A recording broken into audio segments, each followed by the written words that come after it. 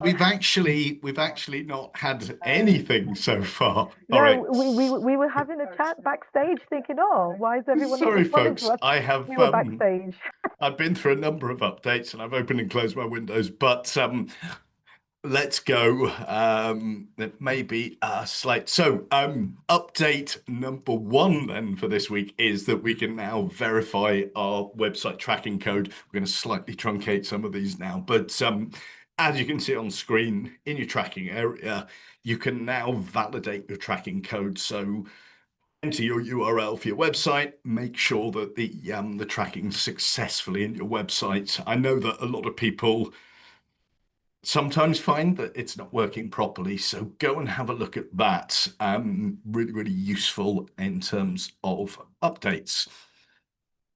Next one, and we'll just mention this, but we're now, if anyone's using Content Remix, you are now able to remix Google Drive files. So again, you can go from your your Content Remix area, and you can start from a Google Drive file. It's going to validate you and you can start remixing. So all those things you've got stuffed away in Google, you can start turning them into proper content.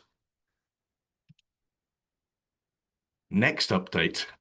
We can now redact sensitive data in CRM activities. So all that stuff that might be in there that your reps might be adding that you're a bit worried about, you can, if you've got the sensitive data settings turned on, and the caveat there is be careful because there are some things that you can't do anymore if you have sensitive data turned on. So make sure it's something that you actually want to do, but you're then able to run a scan and the AI will identify any potential sensitive data within HubSpot records. Sadly, we can't demo that because I don't have it yet. Another one that I don't have access to yet, but that's coming soon, the traditional Kanban deal boards previously in the sales workspace. And if you're not using the sales workspace, do get your teams to lean in because it will change their lives. It's a really nice piece of kit for a sales team. But they can now review their sales workspace in that traditional Kanban board format, which is really, really nice. The next one, I really love this update. It is enterprise only, I'm afraid, but marketing enterprise. But we're now able to explore paths in our customer journey analytics. So again, I can't show this, but I've added an image. But basically, if you haven't been using the customer journey reporting, don't worry because it's quite difficult to work out what's the point, why are we doing this? But the power of this is we can see where people go after a certain point. And typically what I find with clients I'm working with is they don't use this because they don't know. We've now got AI running behind the scenes that's going to look at what happens in this case. Once somebody submitted a form, what are the typical paths? And as you can see, we start to see what's going on. And we can do things like show drop off, so we can see how many of our 63 form submitters never do anything ever again. Maybe they've gone to a competitor. But we can start to trace where people are going. Are we creating deals? What's going on there? So really nice, really powerful little update. Right, we are now on to AI generated captions. There's a whole section of HubSpot that lots of people don't know about, and it's almost completely hidden away, which is the new updates to videos. And we're in the file manager here, and we've gone to videos, and I've clicked on a video. We've got advanced features here. So look at this. It's actually chaptering our videos. This was a previous product updates. We haven't done anything for this to happen. It's just put it into chapters. We've generated keywords. We can see the performance of the video. In this case, it's not published. It's in a test portal. But we've also got captions being added to videos automatically. And I only discovered this by accident when I was trying to put captions on a video that I was posting to LinkedIn. So actually, if you haven't looked, then lean in, go and have a look at some of the video tools, because you might find you're paying for something that does a lot of this, and actually you've got it secretly hidden away in your HubSpot portal. Next, something people have asked for a lot. You often see it on the forums, record cloning, this concept of I might want to clone a deal or a company. It's typically deals. It might be that we get to renewal and we want to clone the first deal, so it has all the basic details. But now in our actions, and if you haven't explored this one, explore that one. It's really, really useful, especially for your sales team.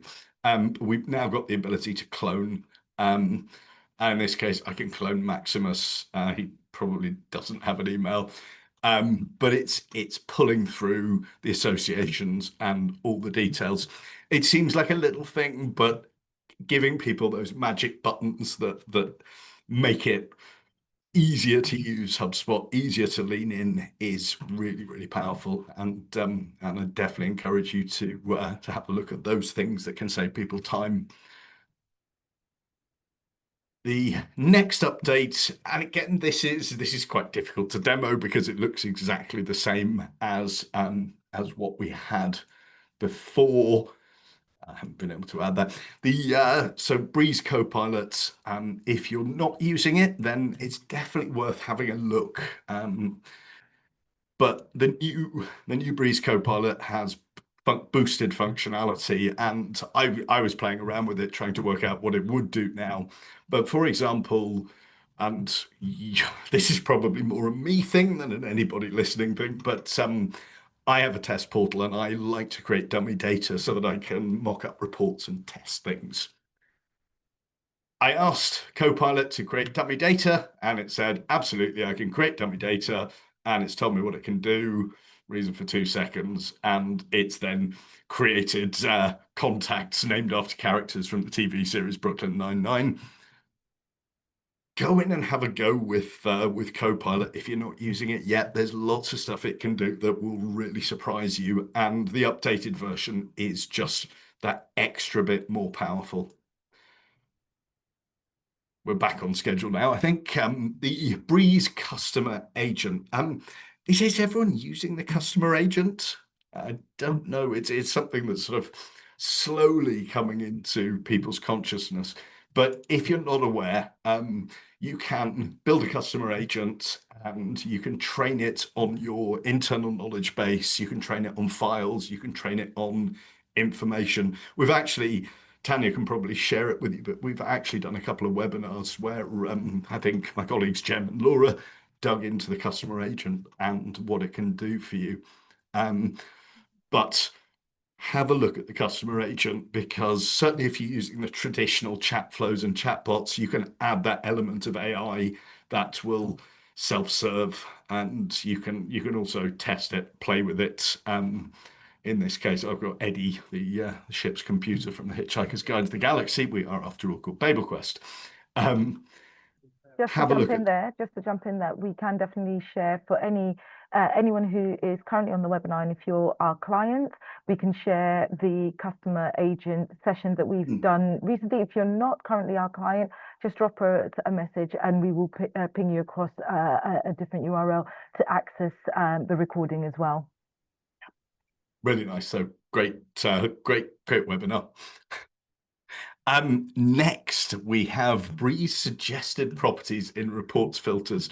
It's this is quite new and we're still getting to grips with it. It's gradually getting better. I would potentially wait until it comes into full production, because then it'd be really good. But the idea is when we're building a report, we can it's going to suggest filters that we might want to use in our reports, and filters tend to be the secret bit of reports that that people tend to struggle with, which is something I tend to find. Next, we can now look at this. We can now schedule automatic exchange rate updates, and one of the things that I find a lot when I go into a portal is people will say, "Our ad reporting's not working." And the reason typically the ad reporting is not working is because they don't have currency exchange set up in the portal, and their ad currency is in euros or dollars, and the company currency is in pound sterling. So none of the reports that are automatically generated by HubSpot to show the ROI of your ad spend, none of those work. So top tip, go into your currency settings and set up a currency. But the second thing I find in HubSpot portals is that the exchange rate was last updated in 2022. And that means that all the numbers are probably off. So what you can do now is schedule automatic exchange rate updates, and we just go in here and we tick a box, and there we go. So we're going to now have, and very happy with it, but I'm not going to tell them that at the moment. So we've now got the ability to basically have an alert that tells us we need to update our exchange rates, which again, it's not ideal. What we really want is it to just happen, but it's a nice piece of kit. Next one we now have is if anyone's using Zero, we've now got a two-way sync for Zero. There were previously some apps that did this. This is the HubSpot Data Sync app. As you can see, there's Kyle talking about it. But we've now got two-way data flow from contacts and products to items. Invoices is still just one way, but this also means you can start pushing data from Zero back into HubSpot. This is a bonus one, which I just found the other day and thought people might like. So this is a new feature, Account Insights. And what it's doing is HubSpot is looking into HubSpot and it's telling us what's good, what's bad, what's missing. So in this case, we can see review forms that have had no submissions in 6 months. I can click on that. I've got a list of the forms. I can then delete them and get rid of stuff. It's sometimes hard to declutter the portal, but again, workflows not being used. It's just giving you a few ideas of things that you could be doing, and it will actually take you to the relevant section in each case. We also then, next update is an updated calling remote. So I don't know if anybody knows this, but anywhere you are in HubSpot, if you click that little telephone icon, you can dial from there. I don't like the color. I'm not sure whether we can change it. I don't think we can. But again, it's nice to have that ability directly in the portal. The next one we have is the Sales Workspace Daily Digest email. We talked about Sales Workspace at the start, and part of that is that HubSpot will send you an email at 6 o'clock in the morning that tells you what's happening for the day. So I get an email that tells me about my meetings, and there's some really cool things coming soon to a HubSpot portal near you. That mean that we get these and I can then click on that. I can prep for a meeting. I can get ready. I can see what I'm supposed to be doing. I find this is a much nicer reminder than the just the sort of calendar invites and the things that are coming into your email. This actually looks useful, and I can click through to it to somewhere where I can find out about the people I'm meeting and what's expected of me in that meeting.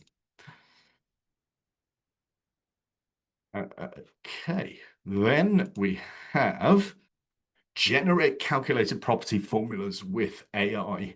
And this point, here we go. So I don't know if any of you are using calculated properties. Calculated properties are magical. All the formula stuff in HubSpot, we've got, we can build formulas in the report builders. It does mean that we will have to basically go back to maths, which many of us will probably have left sit behind in our school days, and we're now having to learn it all again. If you don't want to have to lean on maths or find a colleague, we've got this on screen. You can see we can generate a formula using AI. And I can do, for example, here, check if a deal is marked as closed or not, and if not, calculate the cumulative time in each deal stage. And I've now crossed my fingers to see whether it's going to work. Never work with children, animals, or live software demonstrations. But there we go. Actually, it's saying it's deal closed, in which case calculate all of this. And we've now got our formula that apparently has a problem with, and I'm probably going to have to fix it. I imagine it's the if statement doesn't have enough arguments. Again, maths. But play with this because it will give you, even if it doesn't give you the complete answer to your question, it will give you a little bit of a little bit of a head start. Our next update, video. Again, this is some of the secret stuff, the video stuff that nobody knows about. Custom times and prevent skip. Now that sounds like nonsense, but if we go into HubSpot, so this is, and you have to go into a page. So we can embed videos on a page in HubSpot, and here you can see I'm not a designer or a marketer, so my page looks awful. But I've embedded this video. You can see I've added the captions using the caption thing we looked at earlier. And I can also then add a form. So displays at the beginning of the video can skip. I can edit that and I can say I want my form to appear 15% of the way through the video, and I do not want people to skip form. Think of this like that new fabulously irritating Amazon Prime feature where it gives you an advert unless you pay money and you don't want to pay, so you have to put up with the advert interrupting your movie at the very worst possible time. Nice update. From a marketing point of view, that's going to be a massive game changer as well in terms of just collating a lot more leads from your videos. It's almost like semi-gating your video content, so that's going to be a huge game changer from the marketing side of things. So we're going to be using it quite a lot, I guess. Love it. Okay, next update for you. We can now copy a call transcript to a clipboard. I mean, this is something which is probably table stakes and should have been there before. But again, this is probably, if you're not using HubSpot to record your calls and you're paying for a Sales Pro or Enterprise subscription, then probably worth having a look into because the calling functionality is really good. We can create track terms, we can get the transcript, we can automatically record, and we have everything in one place. We can do coaching. But now we've got this extra button, copy transcript to a clipboard. And if you're like me, you potentially are using AI to summarize or to perform conversions on information. So being able to grab a transcript is really nice. Okay, AI look at like lists. Oh, sorry, we're sending video transcripts to Facebook. I can't show you that, but again, secret part of the video tools. AI lookalike lists. Basically, when we're creating a list, we can create a lookalike list, and you'll see amplify your reach, transform your marketing. And we're basically choosing a seed list, which is a list that we've got. This might be a list of customers, and you might want to choose a target, and you might want to exclude people. And what that will do is it will create a list. Worth noting, if you're going to play with it, that you're limited to 10 a month. So use it wisely. Next one is for people that are running multiple brands out of a single HubSpot portal. You might have brand domains, business units, whatever they're called these days, but you can now associate different social accounts to different brands. So potentially quite game changing in terms of just making things much, much easier. Notifications for your form automations. So if you've got a form and you've got automation, so someone fills in a form, we send an email, we can now get notified when this automation needs review, if something's not working. We can also get notified if the enrollment rate changes. So if suddenly we've got masses of people filling out that form, or suddenly it drops off a cliff, we can be alerted to it before it becomes a problem. Help desk views. Again, customization is the absolute key to getting people to use HubSpot. And in help desk, this is in Service Hub, we can now decide what people can see. So we can just declutter for people. We are getting close to the end, and we have 2 minutes left. This is probably the biggest one. This is the one that excites me most because I've spent so much time hacking around it.